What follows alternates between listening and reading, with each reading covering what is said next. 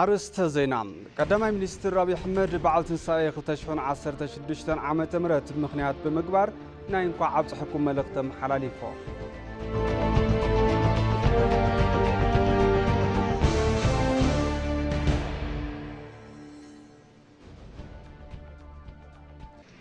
محدار دي سببا بعلتن سايق مخنيات بمقبار 900 شوعات استانسون استحدثون أبايتي نبرتم حلالي فوق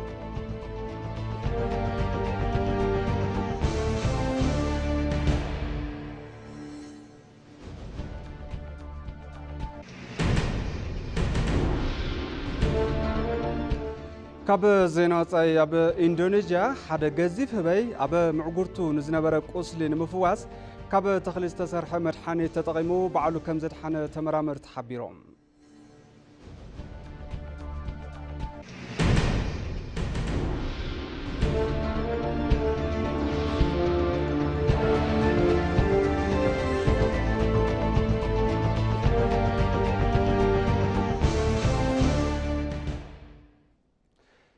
سلام طعنا بالله كبرات ملكتي كما تخنو معد زينا حزنا متنا لنا قدمي جن انكوا ندرو بعال تنساي كمون قدام سعور انكوا بسلام بصحكم زيناتات ناكم نبلينا زيناتات نمرحكم ساكم صنح انا ابراهيم فسايه دحر حصار ملختي كنرحقبنا አባታችን በሰማያት ያለህ ተለይቶ ይሞገስ ክቡር ስምህ ከሰማያ ከላይ ከጸባዖት ወርዶ ከመቤቴ ከድንግል ማርያም ተወልዶ በመስቀል ላይ ስለ ኃጢአቴ ቤዛ ሆነ አማኑኤል እግዚአብሔር ከኛ ጋር ሆነ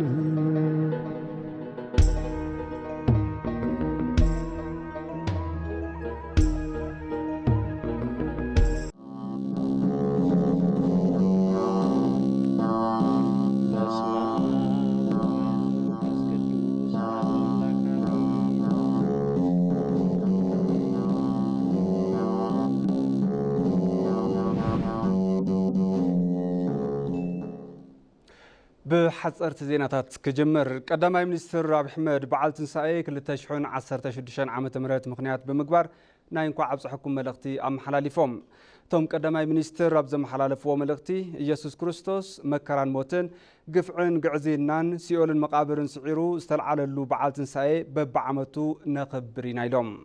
صومن حمامات فتنا سقاي كحدات أحليف كمخاب متحبار كفوات النحاسولو يزولتهم قدماء منستر حاسوت زسعرت حقي استسعرت مسيلا استرأيتلو صومن كم زخونون غليصوم بزحات مسوعتنت بمفراح استحابولو كم زخونه بمغلاص غلغليهم دما زحلف وحج وسيدوم وحداد دما كاب حمامات حليفهم تنساي نمرأي زبقعو كم زخونون ابريهم اللوم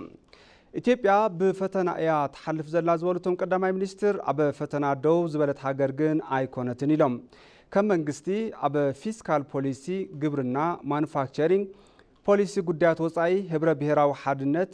ምምሕዳር ነጻነት አወዳድባ ክልል ሲቪል ሰርቪስ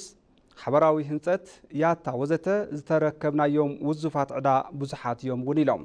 ቶም ጸገማት እንተ ዘይፈትሕናዮም ስሉጥ ኣብ ዝኾነ ዓለም ቀሲልና ምጓዓዝ አይን خئلن بمبال قلطيفنا حاسبنان واغا كفيلنان كنغعازلنا كبلو غليصوم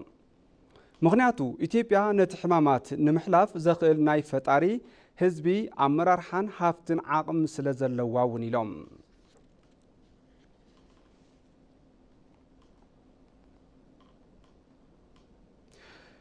ትንሳኤ አበ መንጎ ተስፋ ዘቕርጹ ዝመስሉ ኩነታት ዝተረኸበ ብስራት ይክብሉ አፈ ጉባኤ ቤት ምክሪ ፌደሬሽን አገኘው ተሻገር ገሊጾም አፈ ጉባኤ አገኘው ተሻገር በዓል ትንሳኤ ምክንያት በመግባር ንመላ ሰዓብት እምነት ክርስትና ናይ እንኳ ዓብጽሕኩም መልእኽቲ አመሓላሊፎም አመለኽቶም ትንሳኤ ምልዓል ወይ መሊስካ ዶ ምባል ኢሎም ትንሳኤ ካብ ውርደት ናብ ክብሪ ካብ መርገብ ናብ በረከት ካብ ምስአን ናብ ምርካብ ካብ ሞት ናብ ሓዱሽ ህይወትን ልዕልናን በምስግጋር ባዕልኻ ክኢልካ ጸኒዕኻ ዶ ምባል ዘምሃረና ይክብሉ ገሊጾም ኢትዮጵያ ከም ሃገር ንዘበናት እናተንከባለሉ ብዝመጹ ዕዳታት ምክንያት ካብ ውሽጥን ካብ ደገን ሓይልታት ብዘነጻጽሩላ ጸገማት እናተፈተነት ከም ጸንሐት እዮም ሓቢሮም ንሕማማት ዝሕክም ጾራ ዝጸውር ክብራ ዝምልስ ትውልዲ ስለ ዘድለ ብብዙሕ መስዋዕቲ ለውጢ ከም ዝተወለደ ገሊጾም ኣሎም ኢትዮጵያ ዘጋጠሟ ዘለው ፈተናታት ብምጽዋር ብተዓዋታይነት ክብርን ከም እትሳገር ካብ ትንሳኤ ክንምሃር ይግብአና ክብሉ ኣተሓሳሲቦም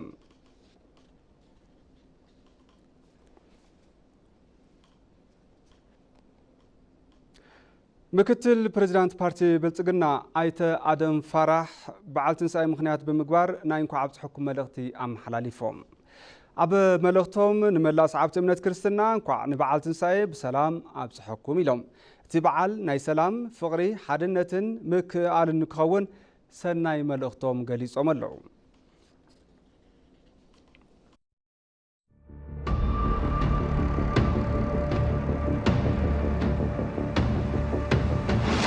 ቀዳማይ ሚኒስትር ፌደራል ዶክተር አብይ አሕመድ ኣብ ዝጀመርዎ ጎስጓስ ጽሩይ ጎዳና ናብራ ብጥዕና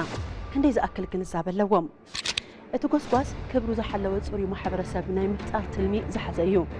መንበረ ኣባይቲ ብዘበናዊ መልክዕ ዝናጽ ቀንዲ ዕላማ እቲ ጎስጓስ ኮይኑ ድጋፍ ማሕበረሰብ ዝጠልብ እዩ እሞ ንሶም ንጽሪት ኢትዮጵያ ብገንዘብ ወይ እውን ብዓይነት ድጋፍ ክገብሩ ተጸዊዖም ኣለዉ ኩላህና ይምልከተኒ እዩ ብዝብል ኣብ ዝጅመር ቴሌቶን ዲጂታል ኢትዮጵያ نتنبر أنا جزء حاجز بمقبر حزي ناب ديجيتال إثيوبيا كسنبريا نسمك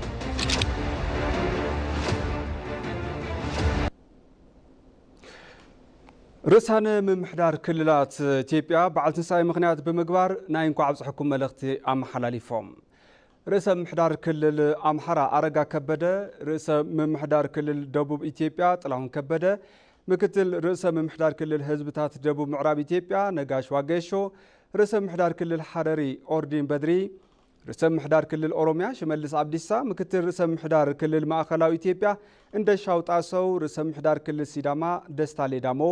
ርእሰ ምምሕዳር ክልል ጋምቤላ ኦሙድ ኦጁሉ ርእሰ ምምሕዳር ክልል ቤንሻንጉል ጉሙዝ አሻድሊ ሐሰን አበ ዘመሓላለፍዎ መልእኽቲ ኢየሱስ ክርስቶስ እንደቂ ሰባት ፍቕሪ ምፍታው ንሰላምን ነፃነትን መስዋዕቲ ምዃን ኣብነት ብምዃን ኣርዩና ኢሎም ብተወሳኺ በዓል ትንሳኤ ኢየሱስ ክርስቶስ ደቂ ሰባት ዘለዎ ጽኑዕ ፍቕሪ ኣብ መስቀል ተሰቒሉ ዘርኣየሉ ፍቕርን ምሕረትን ደቂ ሰባት ዝሃበሉ መንደቕ ጽልእን ምፍልላይን ብምፍራስ ደቂ ሰባት ዘድሓነሉ ከም ዝኾነ ኣብሪሆም ስለ ዝኾነ በዓል ትንሳኤ እንትነኽብር ልቦናና ንምሕረት ይቕረታን ዕርቀ ሰላምን ብምኽፋትን ብዝተፈላለዩ ተፈጥራውን ሰብ ሰራሕን ምክንያታት ኣብ ጸገም ንዝርከቡ ወገናትና ብምሕጋዝን ክኸውን ኣለዎ ክብሉ ኣተሓሳሲቦም አንደበትናን ተግባርናን ኣብ ምንጋስ ሰላምን ምርግጋጽ ህንጸት ሃገርን ክኸውን ከም ዝግባእ እውን ኣገንዚቦም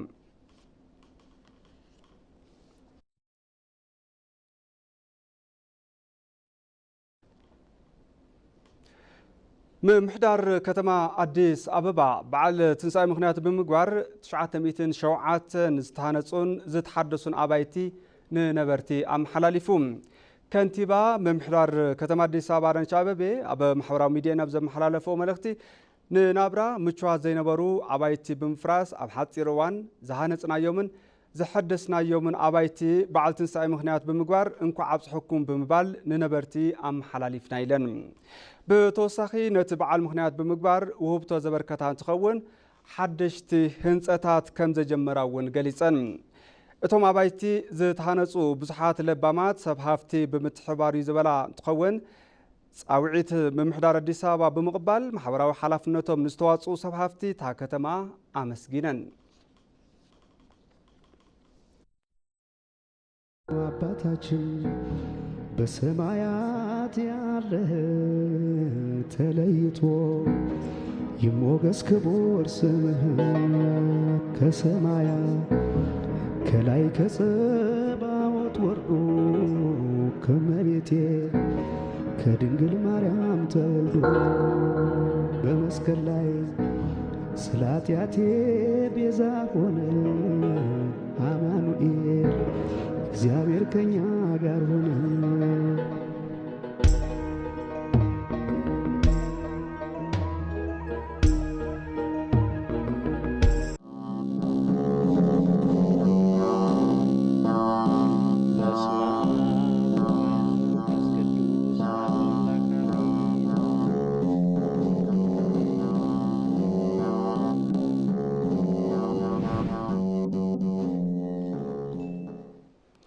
زيناتاتنا حزون ندقاصلهم كبرات تملكتي حزدما بزرزرنا بحزنا بزيناتات يكحلف اب عداغ ابعور مس زحلف عمت تماسالوان تنصاصر وسخ كم استرأي اب ماخل عداغ بيشان غراچا استرخو شمت غليصوم نصبصاب اسرساو اندشو ሙሉ ብርሃን ግርማይ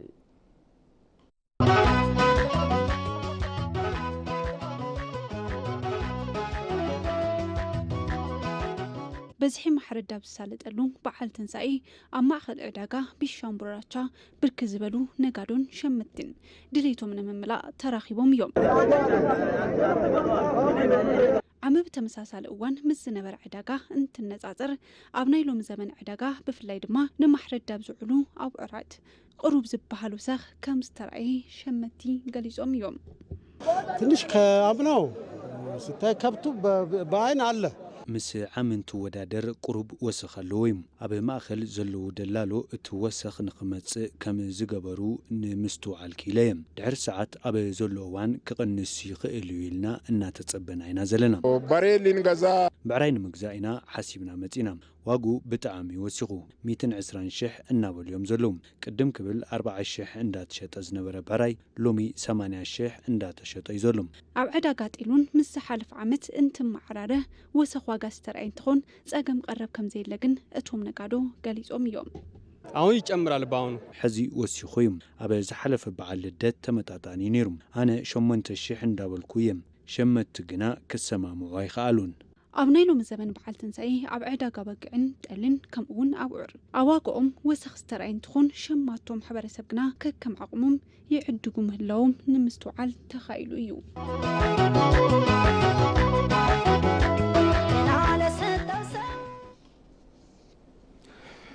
بعال تنسائي مغنيات بمقبار ممحدار كتما عديس أبابا نبعال زخونو اتاوتات المحبرسب بتحوت واقع كم زقربة قليصوم شمتون بزقربة لهم كرم مرتي حقوسات مقانوم تقليصو له مولو برهان قرماي زرزر اللوا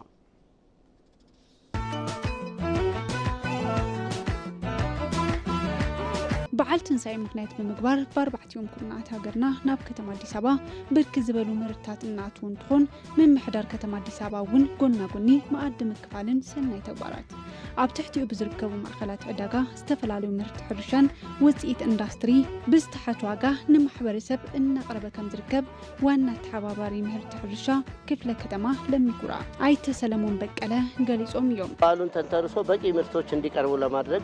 تاسبو يتدرجا ناتشو نتي بعال مخنيات بمقبار اخول مهرتين مقراب تتليميو نزع داقا عدالينا استفرالي مهرتتات بستفرالي ممارسي اقريبناينا مهرتتات فرامرن اتكلتن بصفحات اقريبناينا مهرتتات اندستريون بستمطاطن واقع نمحبرسب اقريبناينا عب تحت من محدار كتما أديس أبا زركب مع أخل لمعتن لقت انساسات وغنو نتبع زوعلو دراهون انقاقعو اخل بزبها البركي زغربا تخون بفلايد ما نعرد زوعلو كفتات بستمطات انواقع نعداقا كم زغربا تاقالي سويو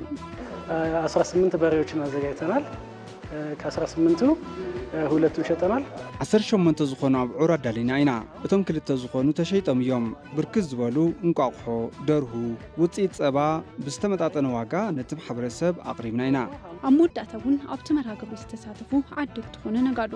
ብዝቀረበሎም ዕድል ሕጉሳት ምዃኖም ገሊጾም እዮም በጣም ለአካባቢ ሰዎች በጣም ቅናሽ ነው ብጣዕሚ ትሑዝ ብዝኾነ ዋጋ እዩ ነቲ ማሕበረሰብ እናቕረቡ ዘለው ብወገነይ ብጣዕሚ ሕጉስቲ እየ ኣብ ደገ ምዘሉን ተማዕራረህ ብጣዕሚ አፈላላይ ኣለዎ እዩ ሞት እንግዲህ በበቂ ሁኔታ ይቀርበናል ህዝብን ያው ህብረተሰቡን እየጠበቅን ነው በበቂ ሁኔታ አቅርበናል ምርታችን ይዘን ቀርበናል እኹል ብዝበሃል ብርኪ አዳሊና ኢና ነቲ ማሕበረሰብ እናተጸበና ኢና ዘለና ምህርቲ ነቲ ማሕበረሰብ ብምቕራብና ብዙሓት ሸመቲ ሕጉሳት እዮም ምክንያቱ ዋጉ ምስቲ ኣብ ደገ ዘሎ ኣይነጻጸርን ብሕሳር ዋጋ ኢና ነቲ ማሕበረሰብ እናቀረብና ዘለና ምክንያቱ ናይ ባዕልና ምህርቲ ስለ ዝኾነ እዩ ኣብ ኢድ ደላሎ ኣይበጽሐን ኣብዚ ብምስታፈይ ድማ ብጣዕሚ ሕጉስ እየም ከምዚኣቶም ዝኣመሰሉ ማእኸል ዕዳጋ ናብራ ሕብረተሰብ ኣብ ምርጋዕ ዘለዎም ግደ ዝለዓለ ብምዃኑ ተበጻሒነቶም ንምስፋሕ እንዳተሰርሐ ምዃኑ ተገሊጹ እዩ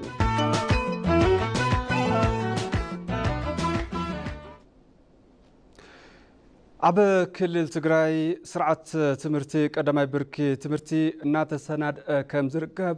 ቢሮ ትምህርቲ ኣፍሊጡሎም እቲ ስርዓት ትምህርቲ ምስንዱ ኣብ ምምሕያሽ ሓፈሻዊ ጽፈት ትምህርቲ ርኡይ ግደ ከም ዘለዎ ተገሊጹሎ በሪሁ ብርሃነ ኣብ ክልል ትግራይ ዛጊድ ናይ ቅድመ ቀዳማይ ብርኪ ስርዓተ ትምህርቲ ዘይምንባሩ ስዒቡ ሚኒስቴር ትምህርቲ ቢሮ ትምህርቲ ክልል ትግራይን ፕላን ኢንተርናሽናልን ስርዓተ ትምህርቲ ኣብ ምድላው ይርከቡ ይብሉ ምክትል ሓላፊ ቢሮ ትምህርቲ ክልል ትግራይ ኣይተ ረዳኢ ገብረ እግዚአብሔር ቅድመ ቀዳማይ ብርኪ ህፃናት ክመሃርዎ ዝግባእ ትምህርቲ ንምትዕርራይ ያው ሰው ሞያ ናይ ቢሮ ትምህርቲ ኣብ ምድላው ስርዓተ ትምህርቲ እዮም ጸኒሖም ፕላን ኢንተርናሽናል ድማ ነቲ ምድላው ስርዓተ ትምህርቲ ዝሕግዝ ነቶም ሰው ሞያ ዝሕግዝ ክፍሊታት ፋይናንሻል ድጋፍ ናገበረሎም ጸኒሑ ስለዚ ቴክኒካልን ፖለቲካል ክስታይን ያው ፖሊሲ ኢሹ ስለ ዝኾነ መንግስቲ ዝመርሖ ትምህርቲ ቢሮ ይመርሖ ትምድላው ኣካል እውን ናይ ስርዓተ ትምህርቲ ሰው ሞያ ናይ ቢሮ ትምህርቲ ሰው ሞያ እዮም ዘዳልዎ ጸኒሖም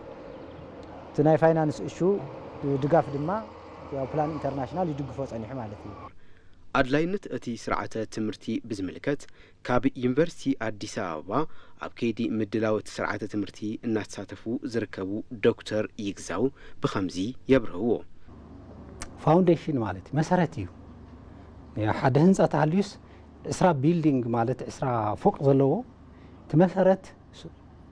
ጠንካራ ክኾን እዩ ትመሰረት ማለት እዩ ዘን ደረጃ 2 ደረጃ 3 እስካዕ 10 ዘሎ ጠንካራ ተገይርካ እቲ መሰረት ግን ልዕልዕ ተኾይኑ ማለት ጠንካራ ላይ የሆነ ተኾይኑ ሲ ትርጉም የብልን ማለት እዩ ሰልሞስት ኣብዚ ተሰርሑ ስራሕቲ ንግሬድ 12 ይጠቅም ቨሪ ፋውንዴሽን ይኾን ማለት እዩ ኣብ ኩሉ ኤሪያ ማለት እዩ ኣብ ሳይንስ ማለት ያው ናቹራል ሳይንስ ኒኦ ቴክኖሎጂ ኒኦ ንኤርሊ ኤክስፖዠር ማለት ምስ ዕድምኦም ማለት እዩ ባይዘው ህፃናት ዓቕሚ ኒኦም እዩ እንትን ታይኒ መስለካ ናይ ግንዛቤ ችግር ኔና ዓቕሚ የብሎምን ፍልጠት የብሎምን ኢንፎርሜሽን የብሎምን ዳ ዓይነቱ ማለት እዩ ባዕሎም ክመሃሩ ይኽእሉ እዮም ባዕሎም ሓድሽ ነገር ፈጥሩ ይኽእሉ እዮም እቲ ዘለዎም ዓቕሚ ምምችቻይ ማለት እዩ ብፀዋታ መልክዕ ይመሃሩ ብዛንታ ይመሃሩ ሕንቀቅለተ ይመሃሩ ብመዝሙር ይመሃሩ ሶት ዘሎ ሪሶርስ ሎካል ሪሶርስ ተጠቂምና ንኩሉ ሁለንተናዊ ዕብየት ማለት እዩ ሆሊስቲክ ዲቨሎፕመንት እና ኢንተግሬትድ ዝኾነ ንንበይን ይኾነ ስለዚ መሰረት እዩ ንግሬድ 1 መሰረት እዩ ካልኣይ ክፍሊ ሳልሳይ ክፍሊ ንራብዓይ ክፍሊ እስካዕ ሃየር ኤጁኬሽን ማለት እዩ እቲ መሰረት እዩ ላይክ ቢልዲንግ ወላ ምክትል ሓላፊ ቢሮ ትምህርቲ ኣይተ ረዳኢ ገብረ እግዚአብሔር እቲ ዝዳሎ ዘሎ ስርዓተ ትምህርቲ ብዝተፈላለየ ኣካይዳ ዝወሃብ ዝነበረ ትምህርቲ ቅድመ ስሩዕ ወይ ድማ ቅድመ ቀዳማይ ብርኪ ናብ ሓደ ዝጠምር እዩ ይብሉ ስርዓተ ትምህርቲ ብዝተበታተነ መልክዑ ይወሃብ ጸኒሑ እዩ ሰብ ከከም ዝመሰሎ መዋእለ ህፃናት ይብል ኦ ክላስ ይብል ከምኡ ዝተፈላለዩ ዓይነታት ሞዳሊቲ ብዘለዎ መንገዲ ይወሃብ ጸኒሑ እዩ እዚ ክወሃብ ዝጸንሐ ብዝተፈላለየ መንገዲ እናተወሃበ ጸንሐ ትምህርቲ ሚኒስትሪ ትምህርቲ ናይ ኢትዮጵያ እውን ያው እንተነኣሰ ናብ 2 ደረጃ ክመጽእ ከም ዘለዎ ዘቕመጠ ኣንፈት ኣሎ ኣብ ከተማ ከባቢ ዘሎ ካብ ወዲ 4 ዓመት ጀሚሩ ናብ ቤት ትምህርቲ ዝኸደሉ ዕድል መዋእለ ህፃናት ዝሳተፈሉ ዕድል ክፍጠር ይኽእል እዩ ምስ ቅርበት ተተሓሒዙ ኣብ ገጠር ከባቢ ዘሎ ድማ ከምኡ ተመሳሳሊ ዕድል ኣለዎ ኢንፋክት ናይ ገጠር ኣነባብራ ዝተበታተነን ዝረሓቐን ስለ ዝኾነ ተም ደቂ 4 ዓመትን ካሊእን ናይ ባዕሉ ተጽዕኖ ክህልዎ ይኽእል እዩ ግን ዜሮ ኣብ 5 ዓመትን 6 ዓመትን ቆልዑት ህፃናት ናብ ትምህርቲ ክኸዱ ከለዉ መንግስቲ ብዝመርሖ ምእኹል ብዝኾነ መንገዲ ክመሃሩ ናይ ምግባር ስራሕ እዮም ሰርሑ ጸኒሖም ስለዚ ተም ሰብ ሞያ እውን ካብ ትምህርቲ ሚኒስቴር ዝተዳለወ መበገሲ ንትግራይ ብዝገልጽ ድማ ያው ናይ ትግራይ ነባራዊ ኩነታት መሰረት ዝገበረ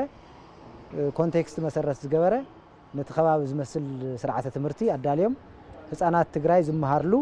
ከይዲ ምምሃር ምስትምሃር ዝመርሕ ስርዓተ ትምህርቲ ማለት ሲለበስ መርሃ ትምህርቲ ዝበሃል ንዕኡ ናብ ታእሽሙ ዝትርጎመሉ ናብ መጽሓፉን ተማሃሮ ዝጥቀምሉን መምህር ዝጥቀመሉን ሰለስተ ዓይነት ተኣሃሲሩ እዩ ዝዳለው ስለዚ ካብ ሲለበስ ናብ መምህር እውን እንደ ተማሃሮውን ዝጥቀምሉ ዓይነት ትሕዝቶ ያው ሰለስተ ተዋዲዱ ስለ ዝስራሕ ነዚአን ሰለስቲአን ስራሕቲ እዮም እናዳለው ጸኒሖም ህፃናት ትግራይ ክመሃርሉ ዝኽእሉ ንኩሉ ብማዕረዝ ዘተኣናግድ ምእኹል ዝኾነ ስርዓተ ትምህርቲ ናይ ህፃናት ናይ ምድላው ስራሕ እዩ ዝስራሕ ዘሎ ማለት እዩ ብሓፂሩ ከም መብርሂ ዶክተር ይግዛው እቲ ሕዚ ዝዳሎ ዘሎ ስርዓተ ትምህርቲ ቅድመ ቀዳማይ ብርኪ ገጠራት ኣብ ግምት ዘእተወ እዩ እዚ ፕሮግራም ንገጠራት እዩ ብርኪ 1 ብርኪ 2 ዝበሃል ወይ ደረጃ 1 ደረጃ 2 ይበሃል እዚ ንገጠራት ሙሉእ ከበር ዝገብር ፕሮግራም እዩ ንከተማታት ግን ሕዚ ተወድአ ነገር ነው ያው ኦሬዲ ቫልዴት ገና ኢና ኣነ እውን ይረአየ ليفل 1 درجة 1 درجة 2 درجة 3 ن4 عامات ن5 عامات 6 عامات مالتي تزا اذن ملو ختمه مالتي لشفن نقطرات ግን ليفل 1 درجة 1 درجة 2 ادلاينت سيمسلك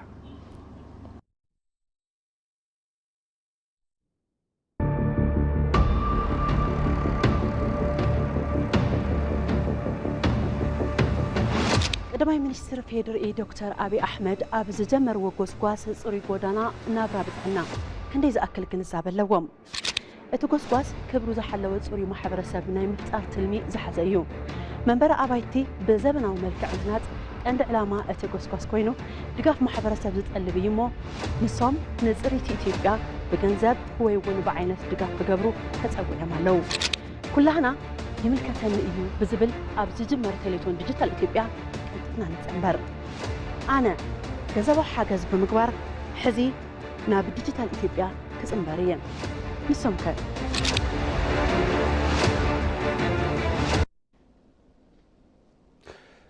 تملكت حضر معنا بزينات أخسجر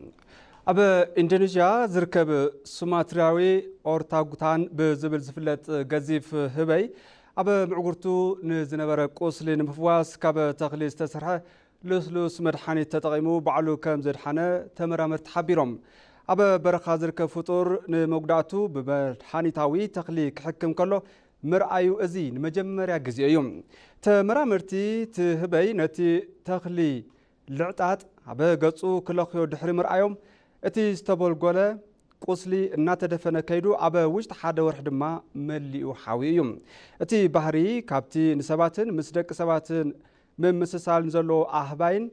زكرار بوم قدامت أبو زورسوون كخون كم زخل تمرامرتي زاربوم راكوس قندن قوتلن نايتي آكار كونينغ زبهال تخليك حيقتي قجلة تمرامري زي تعذبن تخون تخلي صار ندرن صار باكتيريان كوينو عبتي كوابي حمام عصون شكرن مفواسون زوعلي تبهيلوم فساسي نايت تخلي نشوعات دقائق زاكل بترغاغامي قوسلو ملو بملو كساب جفن اب معقرتو دحري ملكايو نلعلي 30 دقائق دما نت تخلي ممغاو قصيلوم دحريو اتي قوتلن قباتون وصيتهم كرأي جميرلوم توم تمرامرتي ملكت رخصي ايرايلون اتي قوسل دما اوشت 5 معالتات زتدفن تخون دحر حد ورحي تهبي ملو بملو كم زحاوي BBC صبصيبوم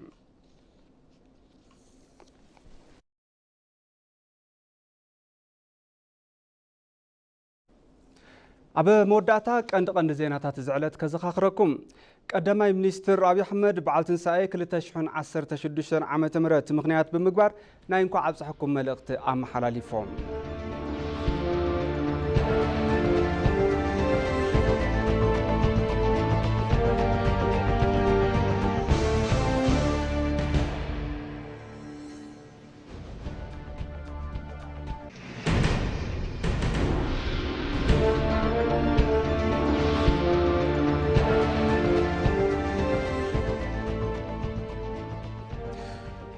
محدار أديس أبابا بعلتن ساي مخنيات بمقبار 907 زتحانصون زتحدثون أبايتي ننبرتم حلاليفوم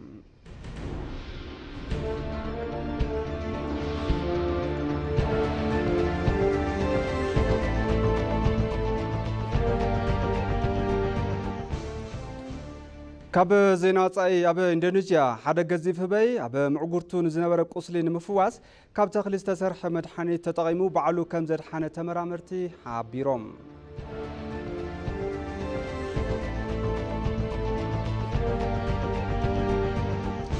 بارك استملكتنا نسعد حزنام زيناتات بزيزات زيمنا دقيمنا روحوا سبع القناة لكم منه سلام